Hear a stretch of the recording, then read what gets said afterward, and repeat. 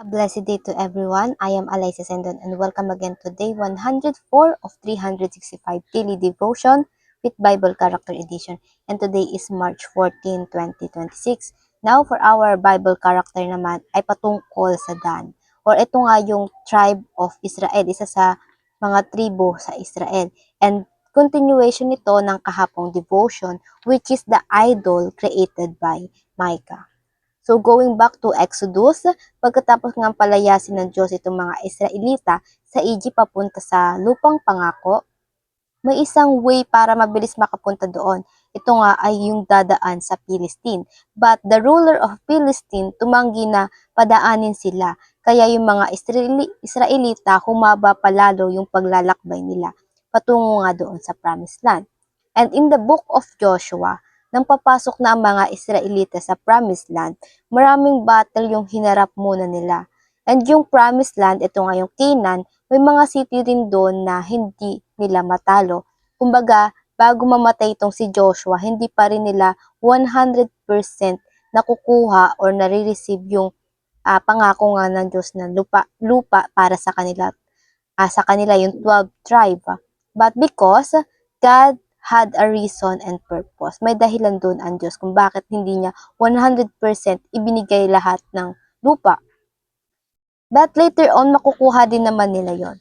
And this tribe of Dan, sila yung pinakamalapit doon sa Palestine. Ito nga yung naging kaaway nila. Though that land is part of the land promised by the Lord, hindi nila ito matalo-talo. Ito yung best gift ng Lord. Pero dahil nga malakas ang mga ito, naghanap na lang sila ng lupang mas best para sa kanilang mga paningin. Itong tribe of Dan. And napili nila na mag-settle doon sa Naphtali. Along the way, dumaan din sila sa land of Ephraim at dito nga nila nakita yung carved images of God na ginawa ni Micah. At kesa iwan yon or pagsabihan nila na mali yung ginawa ni Micah, ay ang ginawa nila, ninako ito at ginawan pa ng shrine papunta nga doon sa gusto nilang lugar para sa kanila. And kasama na rin dito yung priest na inassign ni Micah para sa kanyang tahanan. And para naman sa ating scripture reading, ito ay mababasa natin sa Judges 18 verse 1. And in those days, Israel had no king. Yes, paulit-ulit itong sinasabi sa Bible.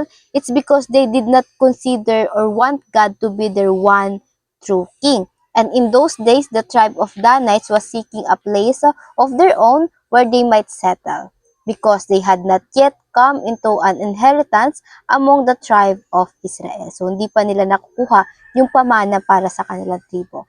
And ano ba yung matututunan natin from this scripture or the story of tribe of Dan?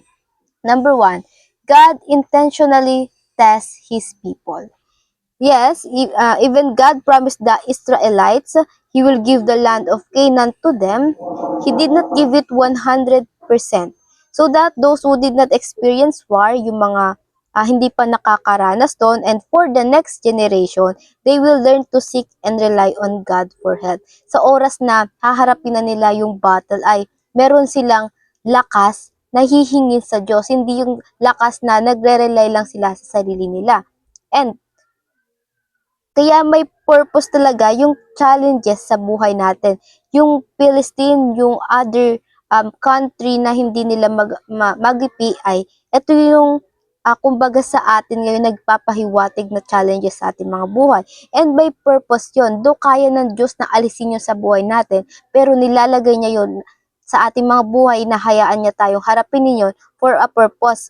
Either to discipline us or train us to get even stronger. Kaya nga sa second point of teaching natin ay God train His people for their good. Sa ikabubuti natin yon.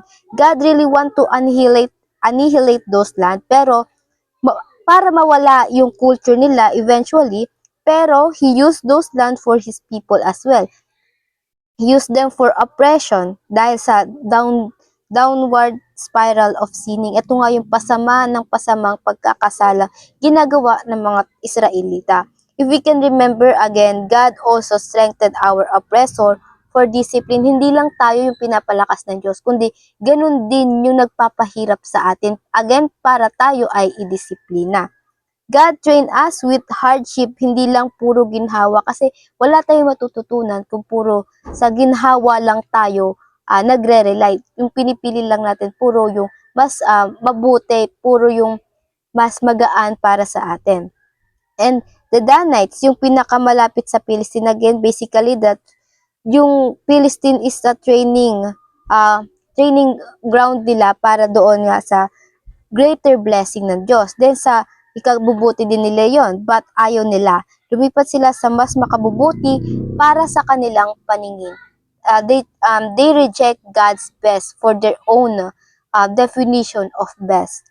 And pangatlo, sa ating katuruan, people tend to rebel and settle for less. Maraming tao ang guilty dito.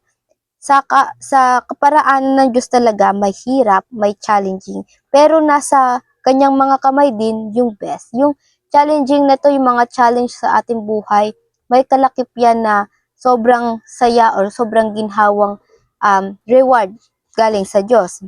At bakit nga ba challenges? Or bakit nga ba challenging kapag yung way ng Lord yung pinili natin? It's because those challenge ay preparation na natin for a greater reward or blessing. Now, if we don't have a capacity to manage such blessing of God, more probably instead of blessing, instead na grace yun, na biyaya yun ng Diyos, ay magiging distraction yun para sa ating mga sarili or curse para sa atin.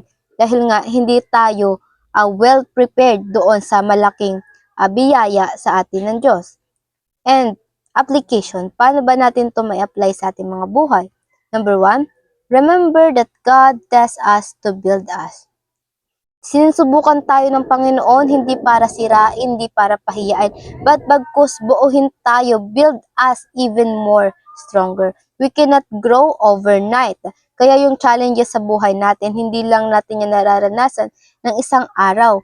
Kasi kailangan natin ito ma-practice every day na kung paano natin ito haharapin, kung paano tayo magre-rely sa ating Diyos. Remember, Israel conquered the battle for how many years? Yes, kaya yun ng Diyos na sa isang pitik lang ng kamay ay wala na yung mga kalaban, wala na yung mga other country, tas lilipat na lang agad ang Israel. But God chose them to fight the battle so that marunong silang humarap, marunong silang manampalataya sa Diyos lang mismo, hindi sa kanilang mga sarili again. And yet yun, for how many years they conquered the battle, and yet may tinira pa rin ang Diyos na kanyang sa lupaing sasakupin, because God also care for the next generation. Hindi lang tayo yung iniisip ng Diyos, kundi yung mga susunod pang henerasyon, kung paano nila haharapin yung mga pagsubok na hinarap natin with the grace of the Lord. Yung mga battle natin sa buhay, hindi yan dahil sa misfortune. Ayan ay lahat ay opportunity for God-free training. And pangalawa, train hard now so you can thrive in battle later. Sa oras na nandun na tayo sa hamon ng buhay, hindi natin gagawin yung ginawa ng mga Danites. Kaya laging train hard. Umalis at nagsettle sila sa less. Umalis sila at pinili nila yung best para sa kanilang mga sarili. Bagkus, we will thrive. At ito nga ay pagsusumikapan natin because we are conqueror. We are victory already through Christ. Napagtagumpayan na ito ng Diyos, and mapagtatagumpayan rin natin. Train hard now. Lakas loob nating harapin yung mga pagsubok sa ating mga buhay. Malit man yan o malaki, simple man o mabigat, para maging handa tayo ay kailangan again natin itong ngayon pa lang, i-practice na natin na naharap ito para sa totoong hamon ng buhay. And lastly, for application 3, do not settle for less when God offer His best. Huwag nating i-reject yung best na binibigay ng Diyos kahit pa may kalakip itong pagsubok, matinding pagdaraanan. Kasi ayaw ng Diyos sa good lang. He always want best. He always, kung gusto niya sa atin, nagbibigay tayo ng best, He give best as well. Hindi siya nagbibigay ng good lang para sa atin. This is the challenge for us now. Kahit mahirap ang pinapagawa ng Diyos, piliin pa rin natin doon tayo sa way niya, hindi sa sarili nating way. Kasi nandun yung pinaka mainam, pinaka maginhawa kung loloobin na sa atin ng Diyos dahil nga tayo ay marunong sumunod at tayo ay matatag. And now, para naman sa ating reflection, why it is wise to train hard now so we can thrive in battle later. At ayun lang po, bago tayo finally magtapos for this devotion, let's have a closing prayer. And let's pray. Our Father in heaven, we thank you and we glorify you, Panginoon. Sa devotion ito, Panginoon, ay pinaalala mo muli sa amin, Panginoon, kung paano ka magmahal.